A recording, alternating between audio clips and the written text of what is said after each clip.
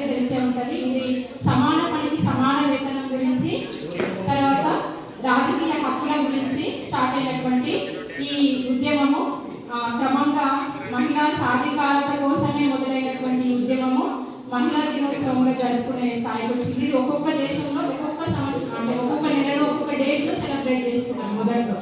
ఆ తర్వాత చివరికి ఐక్యరాజ్య సమితి మార్చి 8న అంతర్జాతీయ మహిళా దినోత్సవంగా ప్రకటించడం జరిగింది. అప్పటి నుండి మనమైతే ఇవన్నీ సెలబ్రేట్ చేసుకుంటున్నాము.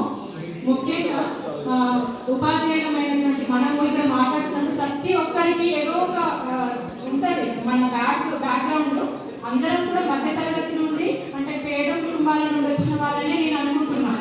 కొంతమంది ఏమైనా పేరెంట్స్ చదువుకొని ఉండొచ్చు, ఉద్యోగం చేసి ఉండొచ్చు, చదువుకోని వాళ్ళు కూలి పని చేసుకొని ఉన్న స్టేజ్ నుంచి కూడా ఇక్కడికి వచ్చి ఉంటారని అనుకుంటున్నాం. కాబట్టి మనం చదువుకోవడం వల్లనే ఈ స్టేజ్కి వచ్చినాం అనేది అది ఖచ్చితంగా మనం ఒప్పుకోవాల్సినటువంటి విషయం. ఇంకా మనం చదువుకున్నాము, ఉద్యోగం చేస్తున్నాం కాబట్టి కొంచెం మెరుగైన పొజిషన్లోనే ఉన్నాము. కానీ ఇప్పటికీ మహిళా సాధికారత దరిదాపుల్లో కూడా మనం రీచ్ కాలేము మన దేశంలో.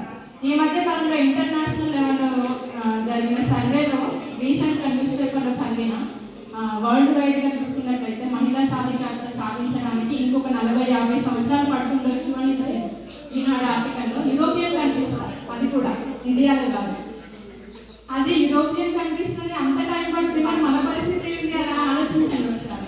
మనం ఎంత వెనుకబడి ఉన్నామంటే, అంటే ఇందాక కూడా మేడం అన్నారు మనం కొంచెం పర్వాలేదు మంచి పొజిషన్లోనే ఉన్నాము అని.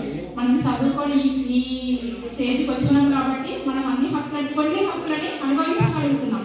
కానీ ఇప్పటికీ కూడా చాలా మంది వెనుకబడి ఉన్నారు. అనేక రకాలుగా వెనుకబడి ఉన్నటువంటి మహిళలు చాలా మంది ఉన్నారు మన దేశంలో. ఇప్పటికీ వివక్షను ఎదుర్కొంటున్నారు. సో ఈ వివక్షని అంటే సాధించాలి అని అంటే మనకు ఉన్నటువంటి ఏకైక మార్గము, ఏకైక ఆయుధం ఒక్కటే, అది చదువు మాత్రమే. చదువు అనే నేను అనుకుంటున్నాను. ఎందుకంటే మనం గ్రామీణ ప్రాంతాలలో ఉన్నటువంటి పిల్లలకి చదువు చెప్తున్నాం. మనం చూస్తే వాళ్ళ ఫ్యామిలీ బ్యాక్గ్రౌండ్, వాళ్ళ ఇంట్లో అమ్మ పరిస్థితి ఏంటి, నాన్న పరిస్థితి ఏంటి, పిల్లలు ఎట్లున్నారో మనం చూస్తున్నాం. చూస్తే అసలు నాకైతే ఒక 30-40 సంవత్సరాలు వెనుకపోయినట్టు అనిపిస్తుంది. నేను 10th క్లాస్ చదువుకునే రోజులలో ఎప్పుడు అంతకంటే ఘోరమైన పరిస్థితిలో ఉన్నారు వాళ్ళు ఇప్పుడు. అంటే ఇన్ని సంవత్సరాలు ముందుకు వచ్చినప్పుడు కూడా వాళ్ళు ఎందుకు వెనుకబడుతున్నారు? దానికి కారణం ఏంటి అని అంటే చదువు లేకపోవడం. ఇప్పటికి మన పిల్లలు అంటే స్కూల్ పిల్లలు వాళ్ళ పేరెంట్స్ చదువు రాని వాళ్ళు 50-60% ఉన్నారు. రిమైనింగ్ 40% కూడా ఓన్లీ అంటే హై స్కూలింగ్ వరకే, అంటే హయ్యర్ స్టడీస్కి వెళ్ళిన వాళ్ళే లేదు. కాబట్టి చదువు ఒక్కటే దీని నుంచి ఈ సమస్య ఉంది. కాబట్టి ఆ చదువు చెప్పే మార్గంలోనే మనం ఉన్నాం. కాబట్టి సాధ్యమైనంత వరకు మన పిల్లలని ఉన్నతంగా తీర్చిదిద్ది ఉన్నత లక్ష్యం వైపు వాళ్ళని తీసుకెళ్లాల్సిన బాధ్యత మన మీద ఉంది. కాబట్టి మనం అందరం కూడా అది మాత్రం చేయగలుగుతామని నేను అనుకుంటున్నాను. మడగొట్ట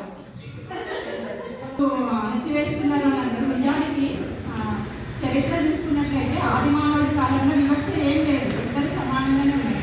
ఆ తర్వాత వివక్ష అనేది మొదలైంది. ఆ తర్వాత చివరి దశకి మోడర్న్ స్టేజ్కి వచ్చిన తర్వాత మహిళల హక్కుల కోసం పోరాటం చేసిన వాళ్ళలో మహిళల కంటే పురుషులే ఎక్కువ.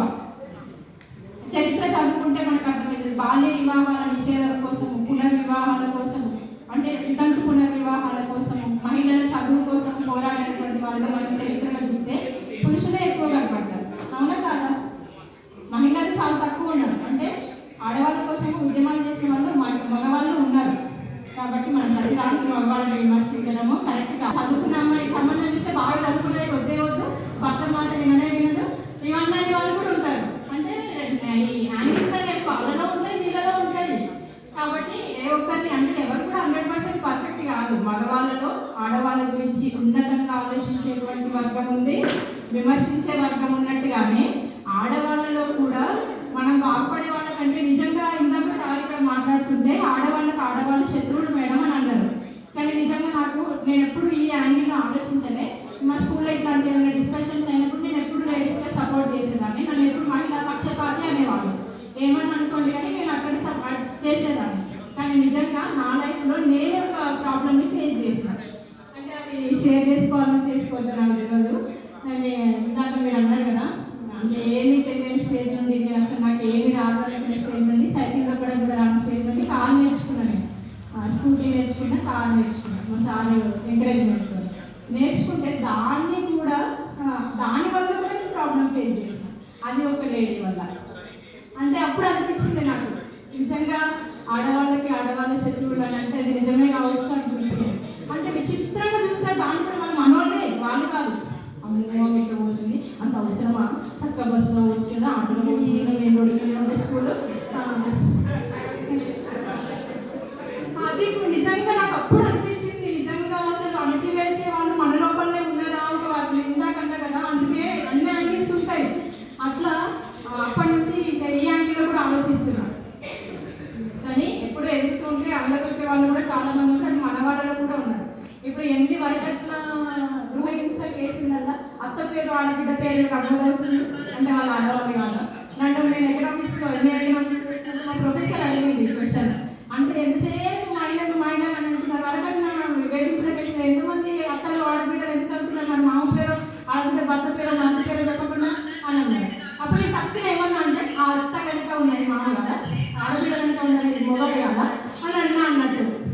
అంటే అదే యాంగిల్ ఆలోచించిన నేను, మరి మనం ఇట్లా కూడా ఆలోచించాలి కదా, కోడలు ఆడపిల్లలు వచ్చింది మా సరే అన్నడేమో మాకు సపోర్ట్ చేయాలి కదా కోడల్ని, కాబట్టి మనం కూడా కొంచెం మారాలేమో ఆలోచించండి ఒకసారి.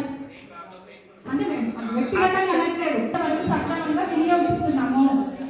మనము అభివృద్ధి చెందడం అంటే మహిళలు అభివృద్ధి చెందడం కోసమే వాళ్ళని వాడుతున్నామా, వాళ్ళని ఇంకా కించపరచడానికి అనగదొక్కడానికి వాడుతున్నామా అనేది ఒకటి ఆలోచించుకోవాలనిపిస్తుంది. అందుకే నేను ఈరోజు అనుకున్నాయి మహిళా సాధికారత హక్కులు సమానత్వం అవి ఇవన్నీ కాకుండా మన వాళ్ళకి కొన్ని సూచనలు ఇవ్వాలనిపించింది. నాకు కొంచెం ఆలోచించాలి, ఎంతసేపు మన పక్క వాళ్ళని కించపరచకుండా వాళ్ళతో కాకుండా.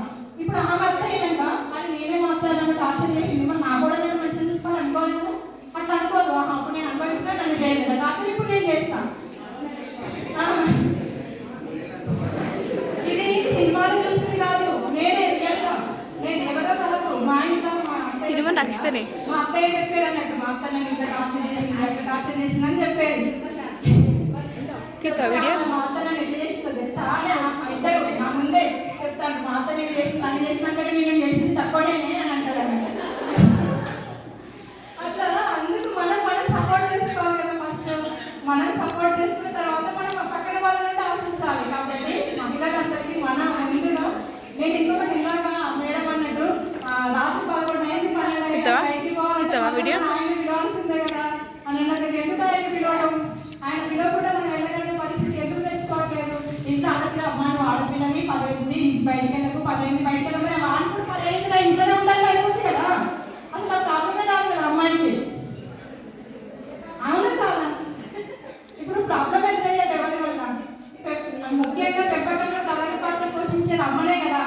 ఇప్పుడు మీరే అన్నారు కదా, మెయిన్ క్యారెక్టర్ అమ్మదే కదా కుటుంబంలో. కాబట్టి ఆడపిల్లలని పెంచేటప్పుడు ఎంత జాగ్రత్తగా అయితే పెంచుతామో మగపిల్లలని కూడా అంతే జాగ్రత్తగా అంతే సూచనలు ఇవ్వండి, సలహాలు ఇవ్వండి. అంటే నేను మీకు చెప్తున్నాను పర్సనల్గా తీసుకోకండి, మీరు ఇంకా చెప్పేటప్పుడు నేనైతే అందరికి అదే చెప్తా, ఇంట్లో కూడా అదే చెప్తా, మా సార్ కూడా అదే చెప్తా, మా అత్తయ్య అదే చెప్తా, మా అమ్మ అదే, మా ఇంట్లో అందరికి నేను అదే చెప్తా.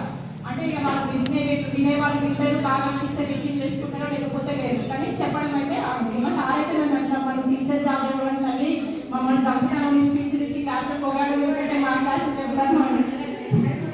నాకు ఇప్పుడు క్లాస్ ఉంది సోషల్, నేను మళ్ళీ స్కూల్ పోతా, అందుకే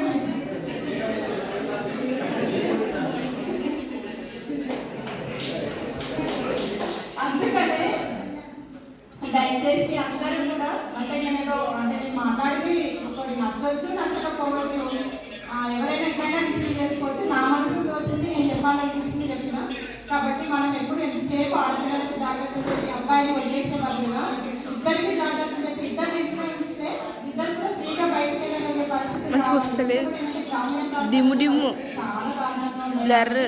ఈ మన సిటీలో ఉంటే మనకు అన్ని మంచిగానే ఉన్నాయి, కానీ మనం మార్పు తీసుకురావాల్సింది ఇక్కడే కాదు, మనం ఎక్కడైతే వర్క్ చేస్తున్నామో అక్కడి నుండి మనము మార్పు అనేది స్టార్ట్ చేయాలి. ఆ మార్పులో మన వంతు భాగస్వాములు మనం కావాలని కోరుకుంటూ అవుతారని ఆశిస్తూ నా ఈ చిన్న ఉపన్యాసాన్ని ఇంతటితో ముగిస్తూ మరొకసారి అందరికీ మహిళా శుభాకాంక్షలు తెలియజేస్తూ నాకు ఈ రోజు ఇక్కడ మాట్లాడే అవకాశం ఇచ్చినందుకు గౌరవ సభాధ్యక్షులకి మరొకసారి కృతజ్ఞతలు తెలియజేస్తూ ఇంతటితో ముగిస్తున్నాను సార్. Thank you.